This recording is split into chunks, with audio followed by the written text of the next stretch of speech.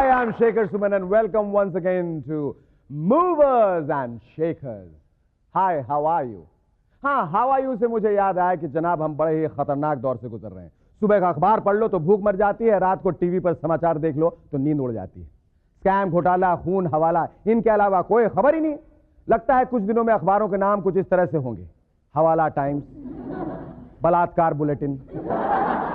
लोगों के बात करने का अंदाज भी बदल जाएगा। आजकल लोग मिलते हैं तो कहते हैं हाय, हाउ आर यू, क्या लेंगे, ठंडा या गरम? नहीं नहीं जी, मैं अभी चाय पी कर आया हूं। कुछ दिन बाद लोग मिला करेंगे तो बात होगी, हेलो हाय, कैसा है, कहिए क्या करेंगे, खून या घोटाला? जी नहीं, मैं अभी अभी बैंक लूट के आया हूं। Ladies and gentlemen, our guests for tonight's show are the inimitable Saroj Khan and actor turned singer Vikas Bhalla. But before that, give a big round of applause for Shari and his rubber band.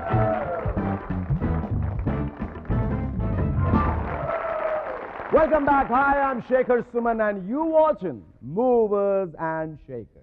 एक और देहाती को जुकाम हुआ तो वो अपने एक शराबी दोस्त के पास गया और पूछा कि मैंने सुना है शराब पीने से जुकाम चला जाता है, आपका एक्सपीरियंस इस बारे में क्या है? तो शराबी दोस्त 2 मिनट सोचता रहा और देहाती से कहा, तुमने ठीक सुना है। अरे जिन्होंने शराब पी है उनके कारोबार चले गए, इज्जत आबरू चले गई, घर बार चले गए, तो जुकाम की क्या औकात है? तो पीकर तो देख, ये भी चला जाएगा। डॉक्टर का नाम सुनते ही लगता है जैसे डॉक्टर सिर्फ इलाज ही करता है।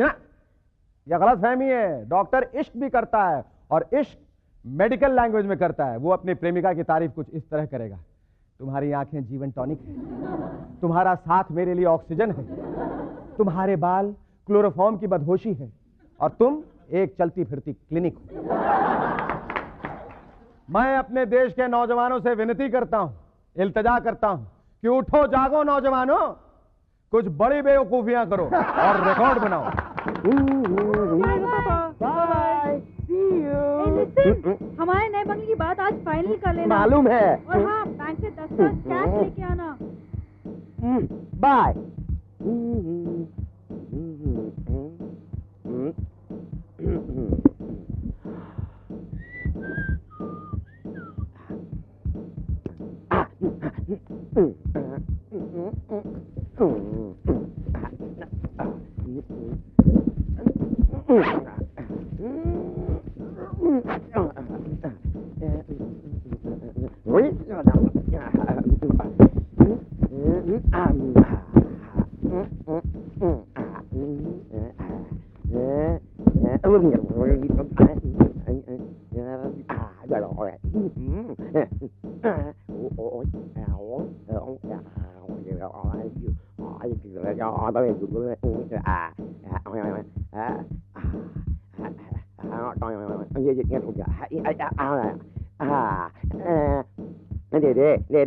दे अल्लाह के नाम पे दे दे शिकार दे दिया दे अरे दे कंगले। अरे इसे तो मैं जानता हूँ। अरे कमाल है।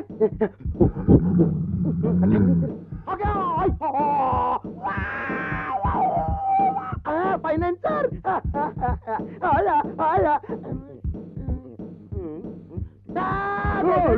अरे बाबा जाओ यार। अरे छूटे नहीं है यार, 100 का नोट है। ये लीजिए। नोट लिया।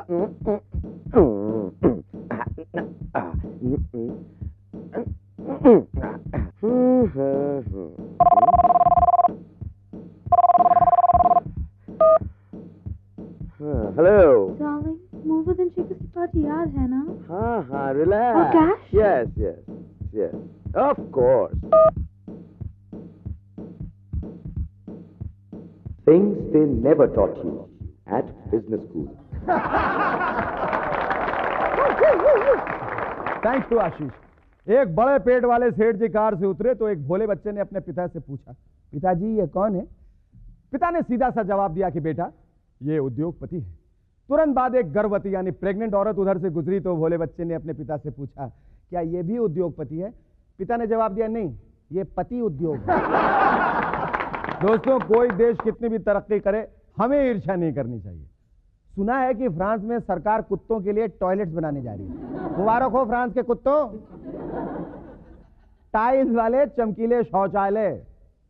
हम तो कुत्तों के लिए शौचालय छोड़िए, इंसान तक के लिए शौचालय उपलब्ध नहीं करवा पाए।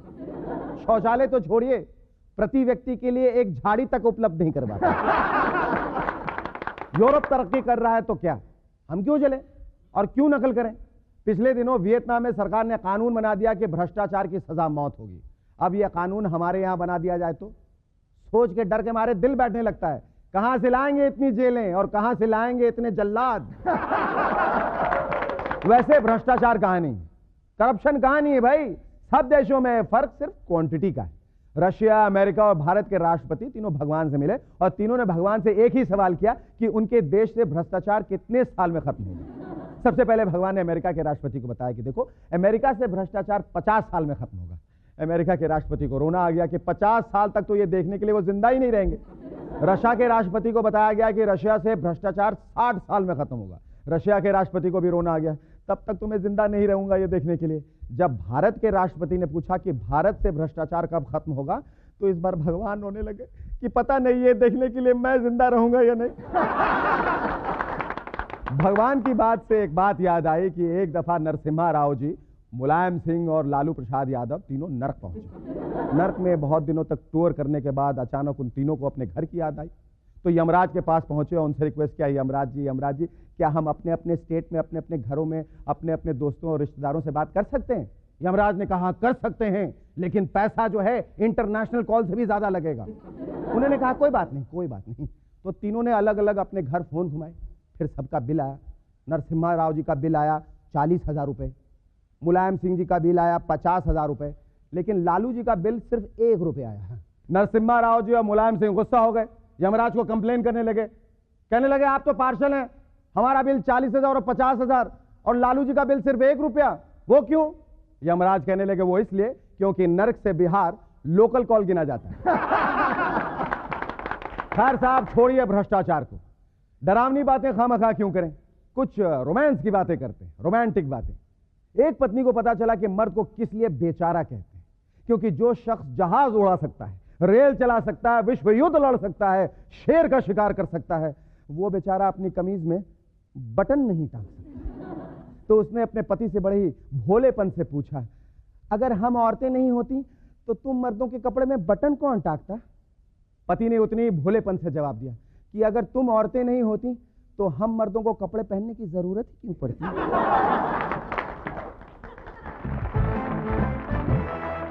Ladies and gentlemen, our first guest in Movers and Shakers is someone who is an actor who is now singing a different tune. And to put it in a nutshell, he's adorable, affable Awara. Please welcome Vikas Bhala. 1, 2, 3, 4. Well, thank you, Vikas. You look great in that suit. Thanks a lot, dear. No better than you. No, but where's the shirt? Tell me, or am I out of the fashion scene? No, you wearing my shirt. That's a t-shirt. Vikas, tell me, एक अभिनेता को, एक कलाकार को popular होने के लिए क्या क्या इंग्रेडिएंट्स चाहिए, क्या क्या विशेषताएं होनी चाहिए उसमें? कंसंट्रेशन अच्छा होना चाहिए, डेडिकेशन अच्छी होनी चाहिए और डिटर्मिनेशन, ये सब होना चाहिए। ये सब होना चाहिए। लेकिन तुम्हें ऐसा लगता है ये सब होने के, अगर ये सब किसी एक्टर में है तो वो सक्सेसफुल होगा? एक चीज़ मैं भूल गया जो कि सबसे ज़्यादा इम्पोर्टेंट है, किस्मत, तकदीर, किस्मत, luck, which plays a very very important part. Definitely. तो ये जो तुमने गाने की पहल की, ये मजबूरी में की या एज अ वायबल अल्टरनेटिव की, या ये वो चीज़ है जो तुम्हें शुरू से करनी चाहिए थी, तुम कर नहीं पाए और अब कर रहे हो? क्या वजह क्या ऐसा है कि पहले मैं बाथरूम के अंदर गाता था, अभी बाहर गाता हूँ। तो बाथरूम के अंदर जो गाते थे वो पहले बाहर क्यों नहीं गए? I'm just joking. Actually, I've trained in classical music. 10 तो बाथरूम के अंदर भी क्लासिकल ट्रेनिंग हो सकती है, ऐसी बात नहीं? मुश्किल होता है। 10-11 साल की उम्र से मैंने ट्रेनिंग ली है क्लासिकल म्यूजिक की, और पंडित जियालाल वसंत साहब के साथ 3 साल किया मैंने ट्रेन। उसके बाद 10-12 साल गुरु इकबाल गिल के साथ ट्रेन किया। तो इट्स नॉट कि I'm just trying my luck or I'm just doing time pass. नहीं, मेरा सवाल ये था कि तुमने शुरुआत फिर गाने से क्यों नहीं की? इतनी ट्रेनिंग के बावजूद तुम फिर फिल्मों में क्यों घुसे? तुमने गाने की शुरुआत क्यों नहीं की? एक्चुअली हुआ ऐसे है कि जब कॉलेज खत्म हुआ तो सुधाकर बोकाडे साहब का ऑफर आया सौदा फिल्म का, and he is a big banner, he is a good film maker, और तो वो सौदा तुमने कर लिया। तो I thought it's a good thing to go in for. I couldn't resist the temptation, इसलिए मैंने कर ली वो film. Where do you go from here? अभी जो तुमने ये गाने की जो शुरुआत की है, जो your first album is very successful, is very popular. यहाँ से कहाँ? यहाँ से अभी और एल्बम्स की प्लानिंग है। I want to do a couple of more albums and a couple of more films, but meaningful cinema. When you are working in very intimate scenes with your parents, बहुत close जो scenes होते हैं, उसमें अक्सर जो है आपकी girlfriend बहुत बुरा मान जाती हैं या बीवियां बहुत बुरा मान जाती हैं कि यार ये वैसे सीन बहुत मैं तो पहली फिल्म से जो शुरू हुआ आज तक खत्म नहीं हुआ। तो उसमें अक्सर ये होता है कि बीवियां बुरा मानती है और एक्टर कहता नहीं वो क्या है ना, वो सिर्फ फिल्म का एक सीन था, समझा करो, उसमें कुछ होता नहीं है। ऐसे we don't react like that. इतने लाइटमैन खड़े रहते हैं, इतने लोग होते हैं। Do you agree? Tell me sincerely, probably you can lie on your teeth if you want to, but what is your honest opinion about? See, as in जब आप एक्टिंग कर रहे होते हैं, you have to give your 100% in terms of your feelings and to the heroine, to the camera. Okay. Okay. So you cannot hold yourself back or you cannot cheat your acting. धुआं है धुआं, हाँ। ये इसकी उत्पत्ति कहाँ से हुई? धुआं की उत्पत्ति ये हमारे 9 गाने हो चुके थे कंपोज और एक लास्ट गाना रहता था, एंड रात को 2 बजे मुझे फ़ोन आया मेरे कंपोजर का कि भैया ये सुनो, एक उसने मेरे को फ़ोन पे सुनाया ये गाना, and I thought it was a great composition, and उस वक्त सिर्फ I think it's a great song, उस वक्त सिर्फ धुन थी, there was no wording. Welcome back. Hi, I am Shekhar Suman and you watching movers and shakers. दोस्तों, मूवर्स एंड शेकर्स में हमारी दूसरी मेहमान एक ऐसी हस्ती हैं जो हमेशा हंसती रहती हैं। नो जोक्स अपार्ट, वो एक ऐसी हस्ती हैं जिनकी छोटी उंगली के इर्द गिर्द तमाम बड़े फिल्मी सितारे नाचते रहते हैं। She is the prima donna, the numero uno. Ladies and gentleman, please welcome the choreographer for all seasons, Saroj Khan. Look who is there. Thank you Saroj ji. Saroj ji, ये बताइए, जो आपके अंदर ये अथाह एनर्जी का जो सोर्स है, स्रोत है, रिजर्वॉयर है, वो कहाँ से आता है? मुझे खुद नहीं मालूम।